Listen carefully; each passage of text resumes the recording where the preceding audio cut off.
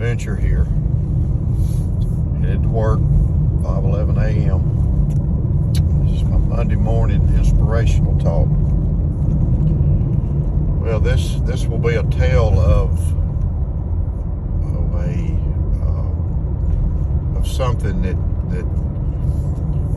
you can have happen to you in life that impacts you forever. That you never, it never leaves you. You just, it just makes that big of an impact. We all have things in life like that. So in 2005, Hurricane Katrina hit. I'm sure everybody knows about Hurricane Katrina. It's a massive hurricane, hit Gulfport, hit Mississippi, hit New Orleans.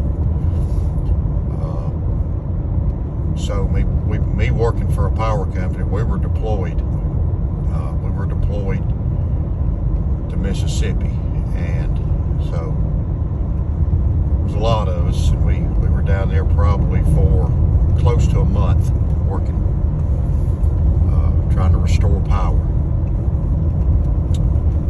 So we traveled down there, and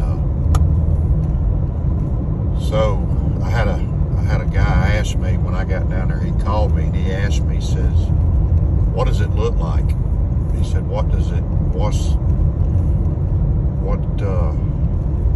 how much damage? And I the only thing I could think of at the time was I said biblical. It's biblical. And what I meant by that is the damage was just overwhelming. We got there. So when you get there, you have a staging area that you stage at, and we had armed security. But one of the morals of this story is you heard a lot of negative things on the news about people, but when we got there, the people in Mississippi, there was looting, but the people there were very kind to us. They were kind, and they had a lot of things to deal with. There was a lot of damage. I mean, it looked, Gulfport was devastated. There was nothing left. And after the hurricane hit, and tore everything up, you had storm surges, and that washed debris up in these big piles everywhere. And the people that stayed behind and would not leave was in the rubble, was in the just the stuff that was washed up. Everything was destroyed. We just saw some strange things. I remember seeing a Honda ATV up in a tree, and there was a shrimp boat. We drove down this road. We got a call, so we went down just a road, and there was some houses on it, and we got to the end of it, and there was this elderly lady standing out there. And this was one of the things that impacted me. She had a shrimp boat that the storm surge had washed in, and it was against her house, and she asked me if I knew how she could get the shrimp boat off her house. And I said, well, it will probably be pretty expensive. Maybe your insurance will cover it. I didn't know what to tell her. And then she wanted to know when the power was going to be back on. But her house had a 5-foot storm surge in it that came through it. So she lost everything pretty much. All of her furniture was piled up outside. And she was standing there. She had a Tupperware bowl. And this is a weird story, but she had a Tupperware bowl. And so I'm in a bucket truck, and and it's probably 95 degrees down there, 100% humidity. So she had this Tupperware bowl, and she was standing there talking to us. She said, I want you to have this. And so I look in the Tupperware bowl, and there's like bars of soap, just, I guess it was Dove soap, one of the soap brands, but she had a Tupperware bowl full of soap and tried to hand it to me. She said, I want you to have this because I want you to be able to have things you need. And and I just kind of looked. I didn't know what to say, because they provide us stuff. We had stuff on the trucks. They took care of us. And I told her, I said, well, we have a lot of stuff on here. I said, we don't need your stuff, She said, no, I want you to have this because I worry about y'all being away from home and dealing with all of this. So, me being me, I just took the bowl and put the soap on the truck because I didn't know what else to do. And so, we left. There's nothing we could do in that area because, they have to have a lot of work done to their house before they can have their power restored. So there was a lot of looting down there. There was a lot of gas stations. There was no power, so people were getting upset about not being able to get gas, getting upset with us, getting upset with people because they couldn't get gas, they couldn't get groceries. But I can say this, that the majority of people that we came in contact with, they were more concerned about us than they were themselves. We literally had people try to give us food. We had, they supply us with food. We get a lot of food. We get gas. They didn't understand how we could get gas and there wasn't any gas around. Well, we had tanker trucks. It's basically like a military deal. They bring everything you need and set up a base camp or a staging area, and that's where you go. But we had people, that had washed up, had stayed there and died in the hurricane, were told to leave and they didn't leave, which is madness. You can't stay there with a big hurricane. So the bodies, were in the rubble, and of course, they had the cadaver dogs down there looking for bodies, and you could smell the dead bodies. I mean, you could smell them. If you were on one of the streets on the beach or whatever, you could smell them. We would watch them, pull them out of the water and stuff, and that made an impact on me, because these people were told to leave and they didn't leave.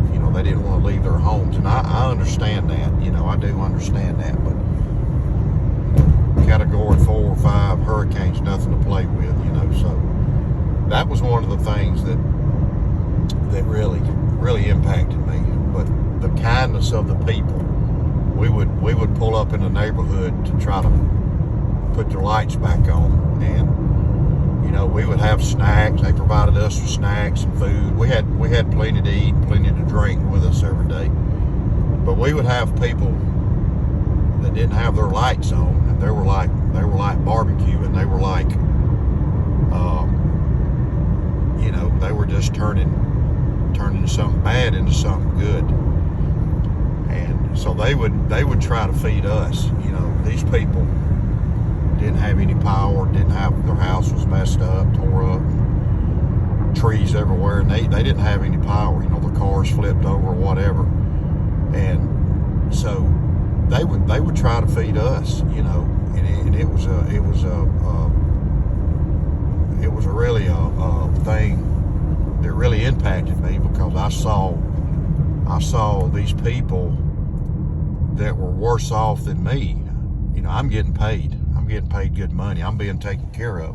Now, yeah, it's hot. We're working 16 hours a day. Got to watch out for a lot of different things. Very dangerous time. But we had people literally would try to feed us and give us things that that they didn't really have to spare.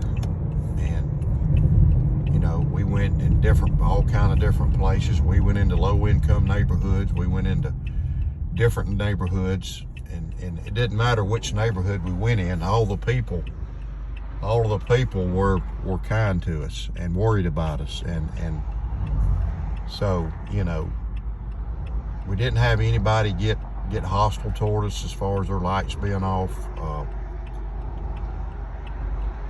They understood, and they knew we were doing all we could do. But it's just the spirit of these people. It was like they toughened up. They had a hard road ahead of them. I mean, they had a hard road ahead of them. They were, and there was a lot of people that lost everything they had. The wind came through, destroyed their homes, and then to make it worse, the water came in, the storm surge came in, and just made it impossible for them. And we saw tractor trailer trucks we saw a Dole pineapple truck that was sticking up out of the water. We saw trucks tossed around where they shouldn't be. We saw barges washed up, huge barges washed up. And one of the strangest things I saw was I was about 2 miles in from the beach, and where the storm surge came, there were like fish, saltwater fish, laying in the pine straw, or sand dollars.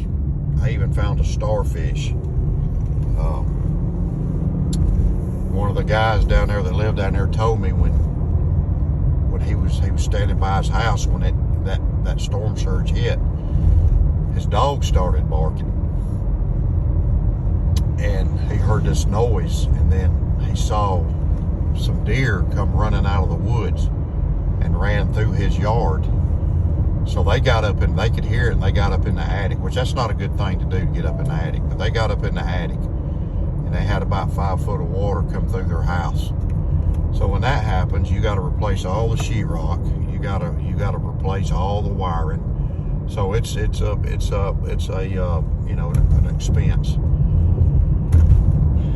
And the hard part was, besides the areas we could put their lights back on, we just couldn't help them. We couldn't. We could talk to them and try to console them somewhat and make them. But you can't make people feel better when they're sitting there looking at their house and it's gone, or they got 5 foot of water in it. Had 5 foot of water in it. Their cars and stuff tossed around. And death.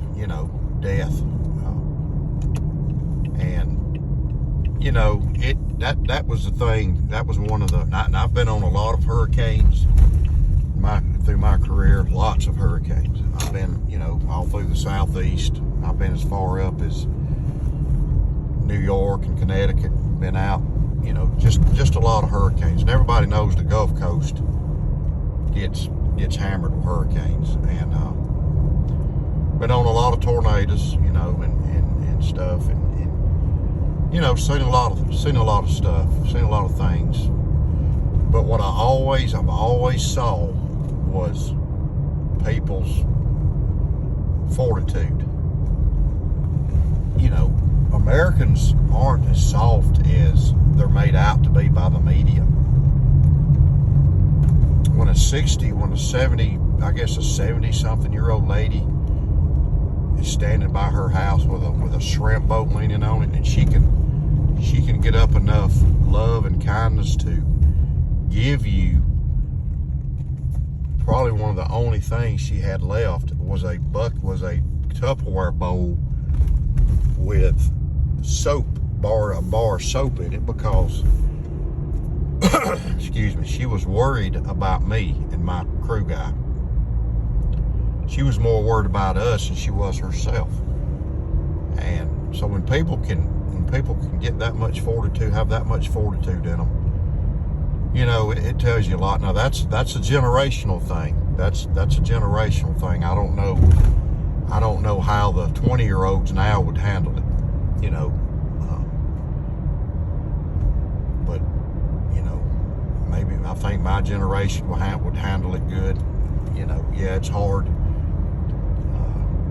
You know, you had to walk when you walked. You had to watch out for gators, snakes, and a lot of there's just a lot of bad things about a hurricane. Of course, everybody knows that, but the people really blessed me down there in Mississippi.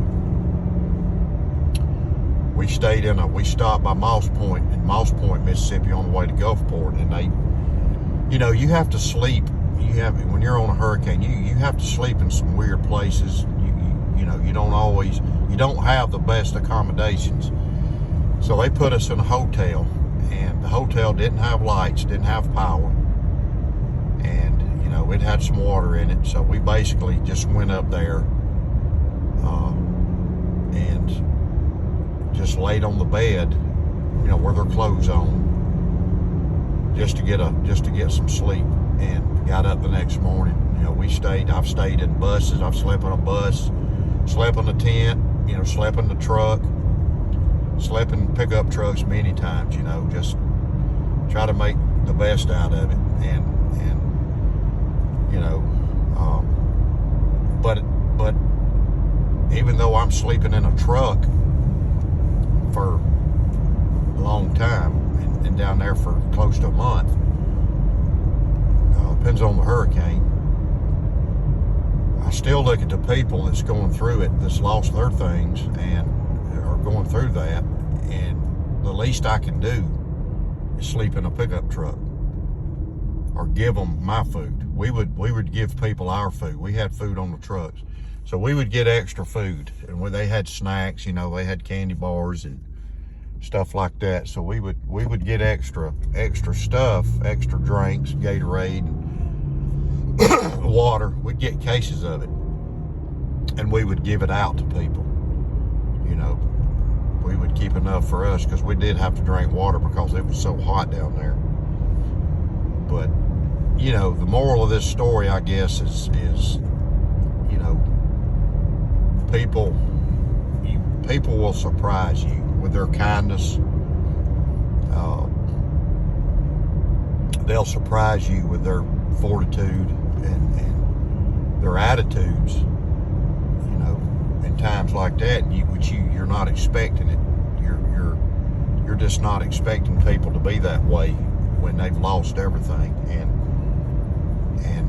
that old saying, nobody's coming to help you, you know, and that's not completely true, because there were people down there helping. But when you've lost your everything you own, you feel like nobody's coming to help you, and it's not a quick fix. That's the problem. I mean, no gas stations open, no grocery stores open, and so one of the ways that impacted me was I make sure that I have extra food. I make sure I have the things I need at home to get me through something like that, whether it's an ice storm or whatever. So I've always kept extra gas, extra water in containers. I've kept a lot of food, different things like that to prepare, because going on a hurricane like that will impact you. But the people is what made an impact on most of us, just their kindness. So, you know, I guess when you get down, you think, you know, well, America's not gonna survive, and we're not gonna make it, and we're not gonna this, you know. And I always remember back to the hurricanes and tornadoes I've been on, ice storms and stuff like that. The hurricanes were the worst.